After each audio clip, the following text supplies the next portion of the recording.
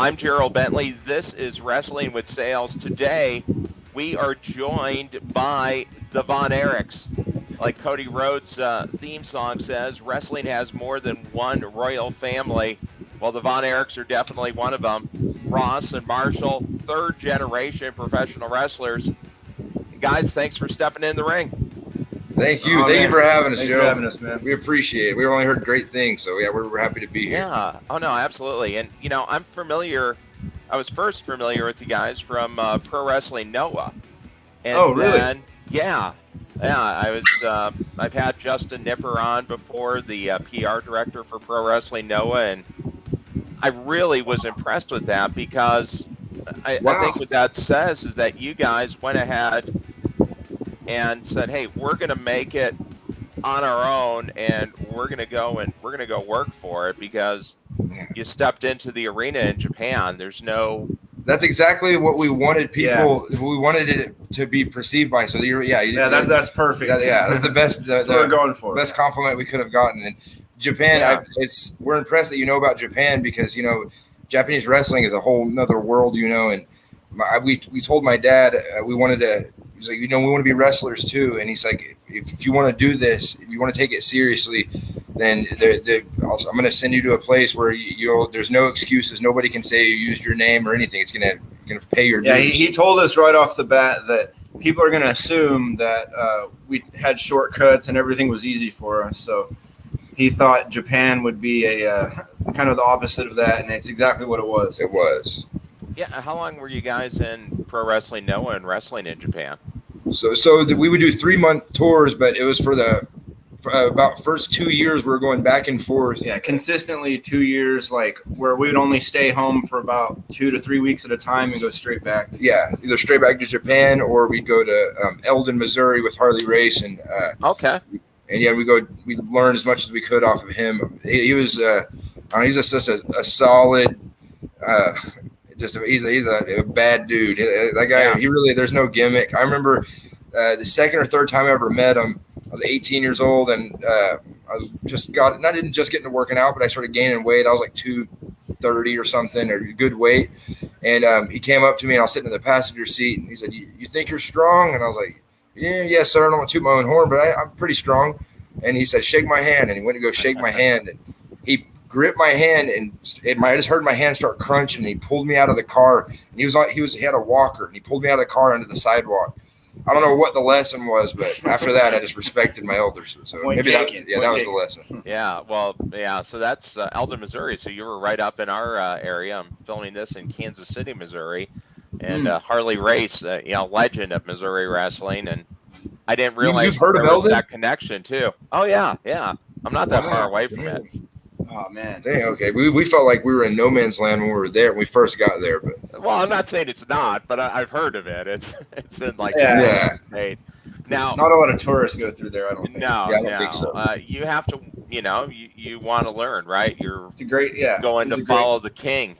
Yeah, no, exactly. Yeah. I'm so grateful. At the time, it seemed hard, but there were so many valuable lessons that we took into adulthood with it. When we went to Japan, it forced us to be closer as brothers. We were all we had, and at one point there was no other foreigners in the dojo with us, and so it was just us and then the Japanese young boys. And I found out later that maybe they were more hard on us because they treated us as Japanese young boys. They didn't treat us as American. Yeah, we weren't just foreigners coming in, doing shows, and heading back. Yeah, the first 3 months we didn't even wrestle. We came in and we were cleaning the dojo, making chanko, and I guess pretty much kind of hoping to get picked up by a wrestler that you can like train under.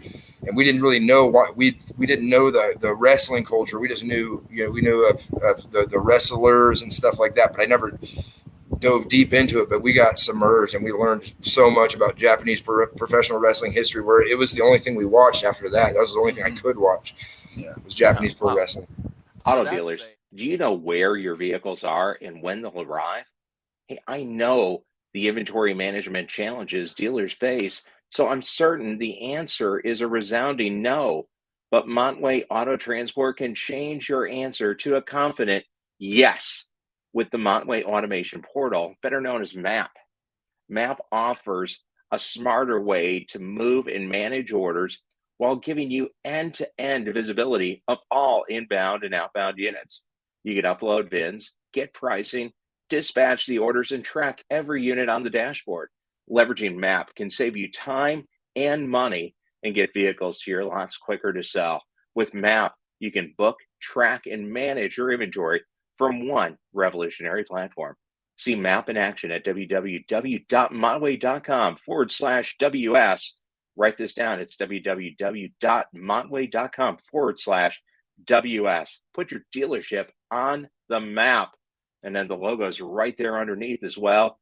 Definitely reach out to Montway Auto Transport. Go to montway.com/WS to get more information about Map. So that's I didn't realize it was that deep. And I've talked a little bit with New Japan Wrestling about their dojo, because I think the comparisons, the amount of work you go in, it's something, it's a lesson that can really benefit anybody in any field. 100%. It's if you have any questions in your mind, they'll get answered really quick. And honestly, I was kind of on the fence at first. I was homesick. I was a mama's boy, and I was in the puppy love stage. Just had a girlfriend like 2 or 3 months in, and I wasn't sure what I was agreeing to. And so when they said 3 months, it didn't really kick in until you're in. But to an 18-year-old, that's a big. I thought I was never going chunk. home. Yeah. I thought I was never going home. That they're going to forget about me, all this stuff. But our phones didn't work. I thought being in Japan that we would have Wi-Fi and all that. We didn't have any Wi-Fi. Didn't talk to the family the entire time. It felt like we're on a different, just a whole different side of the world. If you wanted to talk to somebody in your family, you had to go to a store and speak broken Japanese to try to get a calling card and all this stuff. Oh, wow. It was a hassle. Yeah. The Shane Haste and Mikey Nichols taught us how to do it. Taught us how to do it the second tour. And I'm so grateful for guys like that. There's guys we got to run into that we got to live with, like super crazy. Paco was like one of, like I'll always just have a soft spot in my heart for him for the rest of my life. He was there when I was a kid and I was homesick, and he was almost like our dad over there. He protected us, and he was just a solid guy. Well, and you need to build those relationships, right? Relationships within the group of people that you're working with, and connections that will go and help you down the road. 100%. 100%. It's crazy how much he knows about wrestling. That's pretty great. Yeah. Dang, you're like a story. I appreciate it. Hey, I wanted to get into it a little bit for people who may not know as much as I do and had watched world-class championship wrestling growing up. We would get it on Saturday afternoons here. Your dad, living legend of pro wrestling, Kevin Von Erich. There's a picture of you guys. I'm not sure if that's it's cool. I don't know how you did that. That's awesome. Is that on the ranch in Hawaii? That's on the ranch in Hawaii. That's that's all three of us, and a big tangerine tree in the background. Big tangerine tree. Yeah. Oh, it's beautiful out there. Was that a little bit of a difficult move to go from Texas to Hawaii? At the time, at the time it was, especially for him. I know. I think it actually helped us to adjust a little better because we had just moved from Texas to Hawaii, and then not long thereafter, we're with Pro Wrestling Noah in Japan, and so like when we would land back on Hawaii, we'd just be like, man, this is home. This is where our family is. And it was just always, okay, we're home. We're here now. And the adjusting factor going from Texas to Hawaii, though, that was another thing. That's a whole different culture shock. It was almost like God was preparing us for Japan because we were going to have to be close in order to go to Japan. And when we got to Hawaii, it was we didn't have that many friends yet. There was still a little bit of the just the Howley stuff, and so we became really close. We started hanging out way more. We were all we had, and then we started working out. That's when we got really close. We started working out. We were close in Texas, but not like how now we can finish each other's sentences. Yeah, so we're close now. But when we got to Hawaii, it was every day after school. I would look forward to me and my brother would go bodyboarding. We go diving. We got so invested in just nature, like this is what my dad always wanted us to do because we were country boys in Texas. We're on the ranch and all that, but Hawaii, there's something about that freedom of just taking a boat out as far as you can go and jumping in the water at nighttime or daytime. But you have your brother with you, and you guys have done it so many times. It just feels normal now. And so it was. We adjusted in that way of getting to know the land and all that stuff. But I will always be a Texas boy. It's Texas. Texas is like, I don't know. It's where we were born, and that's where we were brought up. That's all of our why we say yes, ma'am, and no, ma'am, to adults. Like that stuff's been instilled in us, and I don't think I've changed since I've been in Hawaii. I've adjusted a little bit, but it's news that Ross and I were. Him and I have decided that we're going to go back to Texas for a little bit, for maybe a few months out of the year, or I guess temporarily, permanently. We'll come back after 5 or 6 years. Yeah, as long as we need to stay. As long as we need to stay, yeah. Well, you were just up in Texas recently, right? Yeah, that was the promoter from Tomahawk Wrestling, and so you guys Chris were back Ball. in the state. He's awesome. He was a great guy. He's a great guy, and he wasn't a wrestling promoter, so that's why it was so different. He was. Oh, really? Yeah. He's only done 4 or 5 shows, so it was kind of refreshing getting in there and talking to a guy that it was kind of all new to him, but he's doing a great job. He's a great businessman, and I expect great things for Tomahawk Pro Wrestling in the future. Yeah. I mean, it's good to see people investing the time and making something work from the ground up, and then getting you guys to come there and contribute. The local legends returning, that has to be a great advantage for them. Oh man, when we went to Lufkin, we found out later that my mother and her side of the family's from Lufkin, but we went down to Lufkin, Texas, and that was the final sealant that we were both kind of on the fence, like, we want to give 7 or 8 more years, because wrestling, you have a little longer longevity than most, like NFL or MMA or anything like that. And we feel like we're kind of getting better the older we get, more comfortable in the ring, getting to know our personalities more, comfortable around people. And so we both feel like we feel like we're in our prime, and we feel like we'll have it for the next couple of years. And so we want to take wrestling as serious as we can for the next 5 to 7 years, and see what doors open. But we know if we're in Texas, it's gonna be a lot easier to, instead of flying 3,000 miles just to do a show. It gets old, especially when you work 3 or 4 matches a month, and you're back and forth all the time. The airline loves us. We got great advantages and miles and stuff. But we've picked family over wrestling our whole careers, and this is finally for this last hurrah. I got 2 little boys now. I want to show them that I did my best with the time that I had here, and I tried my hardest, and just like my uncles did and my grandfather, we want to pay that back. I think it's putting our family first in a different way. Yeah. No, that's fair. So, and like I was showing earlier, I mean, if you can work out there, that's a great place to work out at. That's our ring, man. Yeah, we look like psychos, but we don't have a practice ring out here, but we got the beach. Okay. I'm sure it's very well padded. Now, talking about getting into it, doing 5 more years, 7 more years. Now, how does it feel now that you're at that point and you're just looking to take that next step?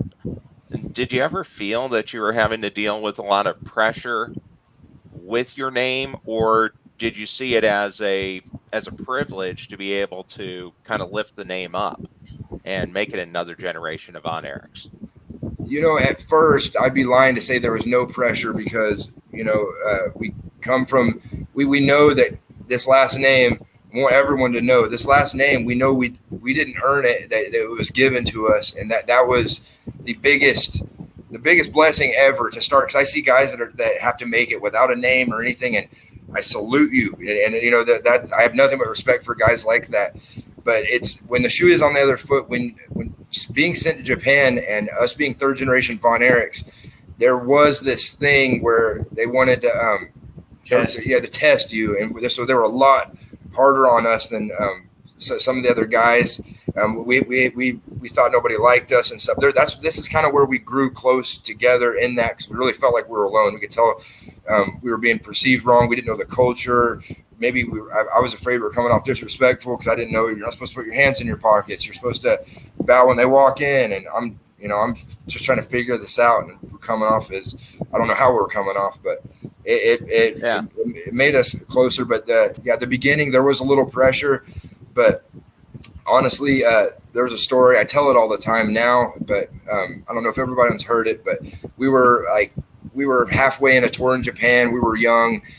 We were losing all of our matches. We're like 0-60 or something. We're just young, doing young boy stuff. Yeah. And we're on the rooftop of this building in the middle of Japan, and there's either 3 different towns it could have been, but I don't want to get the place wrong. But we were on this rooftop, and we were talking, and we both, I guess, had that question. We both had to enter. We're both banged up. Yeah, tired. We had this inner battle inside of us. Like, are we embarrassing our family? Or is this what we're supposed to be doing? Are we like honoring the family name? Or are we making it? Or are we making it worse? Because like we're not good at this, man. I'm like trying my best, trying as hard as I can, and then you get to the back. How was my match? No good, and then walk off, and that's all you hear. And you're just like, dang, there's no instant approval or anything. So I was just really contemplating if I'm doing the right thing, wasting time. And then I didn't know my brother was going through the same thing. So we finally had this talk on this roof. And so, we looked at each other like, dude, let's pray about it. Let's pray and see if this is supposed to be for us, then God give us a sign, because we feel like it's not for us right now. And it's, right. The road's been long, and we've had nothing but months and months of failures. I'm homesick. I'm beaten up, broken ribs, broken fingers. It's just, we're pretty beaten up. And there's a rock, and it was a brick. There was a brick wall on top of the building. There was like this little unit, like the staircase thing, this brick wall. And so Ross got on my shoulders, and we carved our initials put just Ross Marshall 2012. And he drew his little, I think it was an alligator or something. Yeah, little sharp teeth. It's like a signature. Yeah, it says little signature. Yeah. And so then we go and we wrestle our match, get the crap kicked out of us, come back up on the rooftop, because that's our thing. We always, no matter what show we're at, we always like to get away for a few hours or minutes or whatever, just get away. Sure. And so clear your mind. Yeah, clear our mind, exactly. So we went back up on that rooftop and just thinking, and it was just the most insane thing ever. We're on the other side of the brick wall. We're just talking, and I was looking at this one spot on the brick wall, and there's these white scratches in it. And I was like, whoa, dude, it looks like somebody put their initials there too. And we didn't think anything of it. And then we climbed up there to look at it, and it was Kevin David, 1980.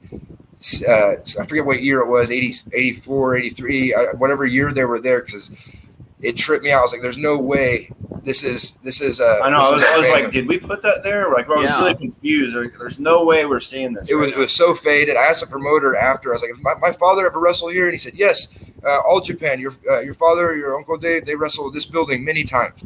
And it floored me, man. It was the most confirmation I've ever felt in my life at that time. And that was almost 12 or I don't know how many years ago, 10 years ago, whatever that was. Yeah. And when it happened, ever since then, I never questioned if pro wrestling was it for me anymore, because that was the confirmation that I needed. Yeah. We just know, we always knew from that point on, like, it's going to get good someday. And if it's not good right now, then it's not the end yet. It's not the end. It's going to be good in the end. We know that. So we just pushed forward, and it encouraged us, because it didn't get better after that. It got bad for a few more months. And then finally we got to do some Texas shows and main evented for the first time, which we felt like we did not deserve. We even argued with the promoter. So you're going to put us main event? Like we're young boys, man. First match, second match. So took a lot of adjusting. And but one thing it did, when we came home, a few months later we came home, I told my dad about that. That was one of the coolest conversations I've ever had with my dad in my life. I'll never forget that, because his memory, he's been hitting the head a lot, and he remembered that. And he's like, was there a shark under it with sharp teeth? And I was like, yep, because that was my dad's signature. He still does that everywhere. He carves a little shark with real jagged. It's a bad drawing. It's like a fourth grader did it. So does ours too, though. Yeah, we're not good drawers. But he did that, and we told him about it, and it was just really, it was unreal. And my dad was like, okay, well, that's your confirmation, boys. Now don't question your destiny, and just push forward. And by honor the family if you try as hard as you can.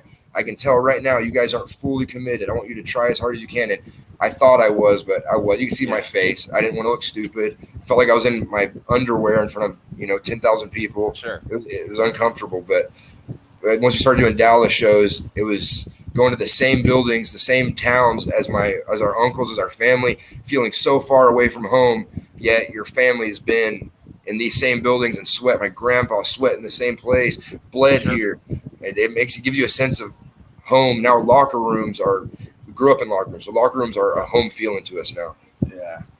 Oh, that's a great story because it's a shared experience and crosses generations. Was it your dad's idea to go to, part of his idea for you guys to go to Japan to get the training? Because it's a different animal. I think they have like 1,000 different promotions in Japan. Yeah. Well, we weren't ready for it.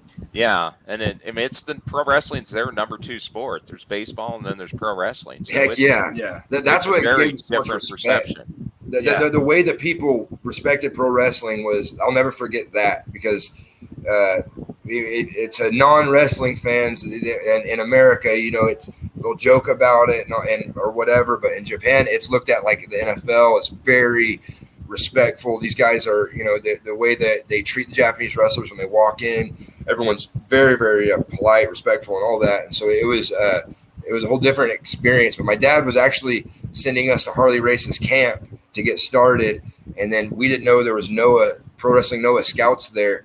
And so we got there and we were in the beginners class because we weren't able to bump, we bumped. We were learning to bump and all that stuff. But we were in the training class and 2 Japanese scouts came up to us. Or they came up to me first and said, "You look like Fritz Von Erich." And I was like, "Yes, that's my grandfather."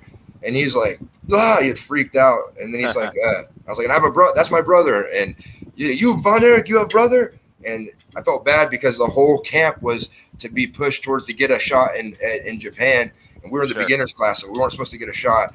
And that was when I saw the blessing of being a Von Erich, because I was like, man, these guys are all training so hard to and all they were talking about was, hopefully we'll get the invite to Japan this time. They've been back year after year. Yeah. And so we got invited that year, and now I see what a great honor it was to be invited, and how it started for us. But man, now I love every guy in Japan.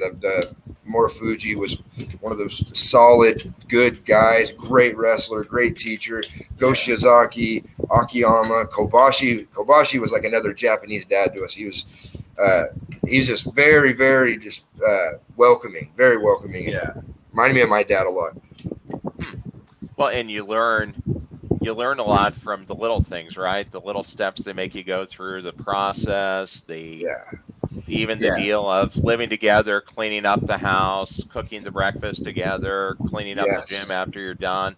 I mean, all those things that seem weird to us in America. I mean, it all helps because it creates that teamwork, and I think it teaches you that every little thing is important. 100%. And I'm extremely appreciative. I don't know if other American wrestlers feel this that didn't go to Japan, but when I get to a show and I'm not having to do any young boy duties, I don't know, it's like implanted in me that, we're here just to wrestle. Like, we almost associated shows with stress because there was like this long checklist of things we have to do. Fill up the ice packs, build the ring, everything. Yeah, get everyone's bags, put these bags in the training room. It's just. I remember the first time we wrestled in Texas after Japan, we get to the show and we start helping put the ring up. The guy's like, "What are you doing?" We're like, I don't know. Yeah, it was just new to us. That's how we were trained. And I was like, man, nobody's mad at us. The guy even said we could leave after our match. Like, that's crazy. Yeah. Now you get there in the morning and leave it at night. Yeah. Now, hey, where are people going to be able to see the Von Erichs, the third generation of the Von Erichs coming up? I know MLW contracts coming to an end. You guys are looking to find a new destination, new home. That's right. So June 1st, our contracts are up, and we've been nothing but grateful with MLW. We love Court Bauer. We love everybody up there. They've been, they came in at the time we needed them the most, and it was such a platform, a catapult. It helped us out, get a lot more exposure, and so it was great for us. We learned a lot. Where we were lacking in TV wise, it was great because Japan, it was just strictly wrestling, and so we got to work on everything, which was awesome. But as far as everything after June 1st, we have a couple of things planned. We're Nothing we can announce yet, but Okay. there's some cool stuff brewing. But one thing, it's between me and my brother and our good friend Hunter Hayes. He's a guy we did six mans with all over Texas. He's Michael Hayes's unwanted son, I guess. He looks identical to him. Identical. It's people always take a second look when they see him. But we're doing six mans, and we were in Detroit, Texas. Nobody ever heard of it. Even people in Texas haven't heard of Detroit, Texas. Yeah. And so we did a school show where we talked to the elementary, the middle school, and the high school. The day before, did an anti-bully message. Didn't know what we were doing, but just talked to everybody. And then the next day, we put on a show, and it sold out. Fire marshal came in to send people away because everybody we talked to showed up. And so awesome. We had a lot of fun doing that. And so for the time being, as we're getting things circulated, we might jump into the school thing for a little bit, just when we can. And if we did sign with somebody, I'm sure we'd still be able to do that, because that's kind of, we're not competing with anybody. We're eating the crumbs. We're going to these small towns that, that big companies don't go to. It's the small neglected country towns that they have some hot crowds and people starving for entertainment. So it was one of the funnest matches we've ever had as a kid crowd. So everything was working. It's nice to hear the crowd reaction. There's a bunch of screaming kids in there. This guy did an arm drag and the place erupted. And I was like, arm drag? It was crazy. We're seeing what we can do. Dude, you don't have to do anything. It's great. Yeah, it's back to the old WCCW stuff. The drop kick was finished. Hey, well, you got the drop kick picture just above your head there. That's right. Oh, shoot. Yeah. That's probably your dad, right? Right there. These pictures are older than I am. We've had these things in every house we've ever lived in as a family. Yeah. These are all dad's pictures. Yeah, that's pretty neat. Growing up looking at them. And then, hey, people are going to be able to see your dad in a different kind of picture here coming up pretty soon. We got Zac Efron playing Kevin Von Erich in The Iron Claw. Have you been able to keep up with that or have any involvement in that movie? Yeah. We've been in contact with Sean Durkin. He's the director. He's the director, okay. And so the movie. I don't know how accurate it's going to be as far as like chronologically or whatever it is, but because he used a lot of personal experiences and stuff. But that's what we're just hoping. We're after meeting Sean, I got a good feeling about it. He seems like a really good guy, and he's talking to my dad, and they've been on the phone quite a bit. But we got to go see the set and stuff, and they rebuilt the sportatorium like in a furniture store. And man, dude, that was one of the craziest things ever. It smelled the same. Went in my grandpa's office. It looked just like it. It was unreal. And then meeting the actress, the guy playing my grandfather, that was the only thing that was it was weird because I almost couldn't hear anything he was saying. But while we were talking, he's been in character for so many weeks or months and he'd watched over 1,000 hours and Fritz Von Erich material. He smelled like my granddad, sounded like him, talked like it was the craziest thing ever. Had it down, and you got a lot of wrestlers involved in it. Even MJF is going to be. We saw him down there. That was funny. Cool, yeah. I was like, man, my dad's trying to bury the hatchet with Lance Von Erich, and if MJF's playing him, I hope this doesn't dig it back up. Like trying not to get too much. That may not work too well. Yeah, he's such a good heel. Did you guys cross paths in MLW? Yeah, we did. We actually just a little bit beat the Dynasty, MJF and Richard Holiday for the tag belts. Yeah, that was right. That was the first time we won the belts. And yeah, MJF, you forget he's a kid. He's young, you forget that. And but he gets it. He gets pro wrestling, and he's good at it. But I hope we just wrestle a lot more in the future. I had one of my funnest matches with him, and it was just old school wrestling, working the crowd and stuff, and it was a lot of fun.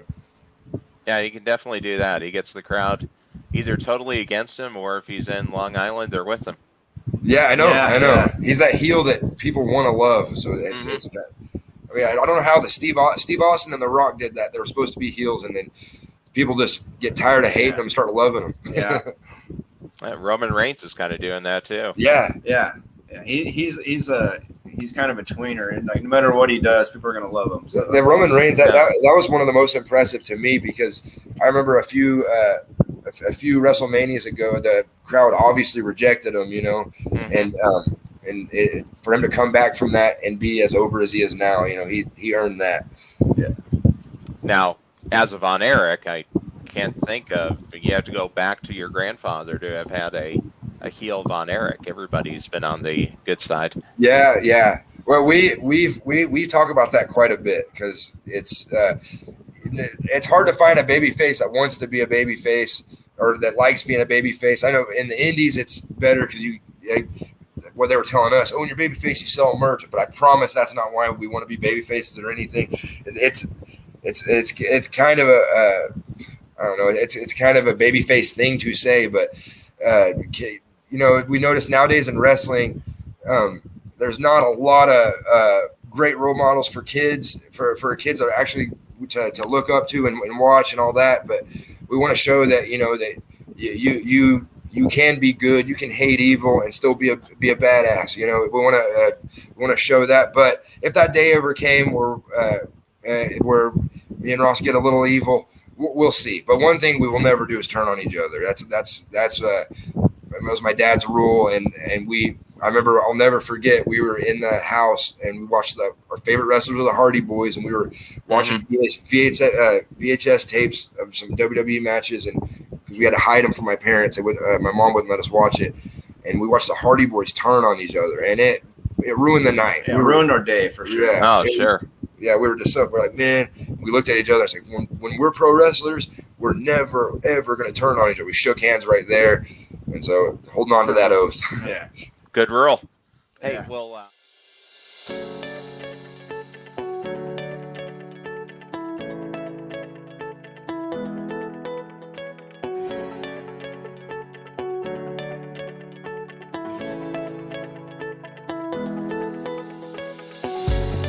For a complete demonstration, go to montway.com/map. hey, Yeah. we'll start to wind it down here. We'll go to the championship round. We got the dealership Nice. wrestling with sales belt. I wish I had two, but you guys get That's to be awesome. tag champion this week. So, just a couple of quick questions. Cool, man. What Shoot place away. haven't you wrestled that you really want to wrestle in? An arena, a city, a country? Mine would be Ireland. That OTT promotion. I've watched a lot. I just watched a lot of shows from then, and I've always wanted to go to Ireland, but Man, that's that's off the top of my head. One day I'd like to do a Tokyo Dome show. That would be awesome. Heck yeah, Sure. Tokyo Dome. Yeah, if I had Of to- course, I was gonna say that too. Mine's North Korea. I want to. If they can go back to North Korea and do a show, that'd be cool. If It's been be a done part of before. that. It's been done before. Can't believe that. It almost ended with everybody getting killed, though. But Yeah. I'm gonna try to come home too. yeah, it didn't go too well. That was a really good Dark Side of the Ring episode. That was. They did a Dark Side of the Ring on that. Yeah. Oh shoot! Okay, I'm watching that right after this. Yeah, they left Ric Flair alone, but everybody else was afraid for their life, I guess. They left him alone. Yeah. Oh man, shit. Well, even the dear leader knew he was the nature boy. They had to leave that's him so be. unreal. That's crazy. They get American culture. They know wrestling. I know Kim Jong Un's like an NBA fan or something. That's crazy to me. Buddies with Dennis Rodman, so you got to get with him Right, to yeah. get that arranged.